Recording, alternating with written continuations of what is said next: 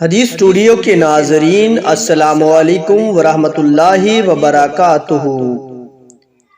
عبداللہ بن عمر رضی اللہ تعالی عنہ روایت کرتے ہیں، وہ کہتے ہیں کہ ایک مرتبہ رسول اللہ صلی اللہ علیہ وآلہ وسلم ایک سفر میں ہم سے پیچھے رہ گئے، پھر تھوڑی دیر بعد آپ صلی اللہ علیہ وآلہ وسلم نے ہم کو پا لیا اور عصر کا وقت آ پہنچا تھا۔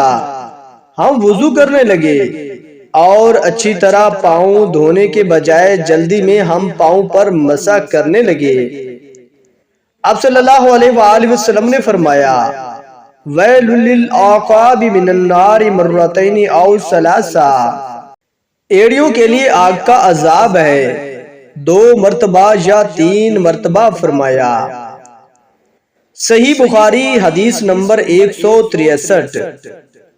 حمران مولا عثمان بن عفان رضی اللہ تعالی عنہ سے روایت ہے کہ انہوں نے عثمان رضی اللہ تعالی عنہ کو دیکھا کہ انہوں نے وضو کا پانی منگوایا اور اپنے دونوں ہاتھوں پر برتن سے پانی لے کر ڈالا، پھر دونوں ہاتھوں کو 3 دفعہ دھویا، پھر اپنا دانا ہاتھ وضو کر کے پانی میں ڈالا، پھر کلی کی، پھر ناک میں پانی دیا، پھر ناک صاف کی، پھر 3 دفعہ اپنا منہ دھویا اور کونیوں تک 3 دفعہ ہاتھ دھوئے، پھر اپنے سر کا مسح کیا، پھر ہر ایک پاؤں 3 دفعہ دھویا، پھر فرمایا، میں نے رسول اللہ صلی اللہ علیہ وآلہ وسلم کو دیکھا کہ آپ میرے اس وضو جیسا وضو فرمایا کرتے تھے، اور آپ صلی اللہ علیہ وآلہ وسلم نے فرمایا کہ جو شخص میرے اس وضو جیسا وضو کرے اور حضور قلب سے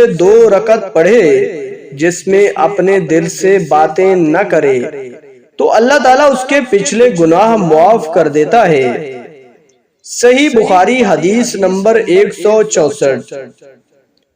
ابو ہریرہ رضی اللہ تعالیٰ عنہ سے روایت ہے کہ وہ ہمارے پاس سے گزرے اور لوگ لوٹے سے وضو کر رہے تھے۔ آپ نے کہا، اچھی طرح وضو کرو، کیونکہ ابو القاسم صلی اللہ علیہ وآلہ وسلم نے فرمایا، خشک ایڑیوں کے لیے آگ کا عذاب ہے۔ صحیح بخاری حدیث نمبر 163۔ دوستو، اللہ پاک سے دعا ہے کہ اللہ پاک ہمیں ان حدیث مبارکہ پر عمل کرنے کی توفیق و ہمت عطا فرمائے، آمین ثم آمین۔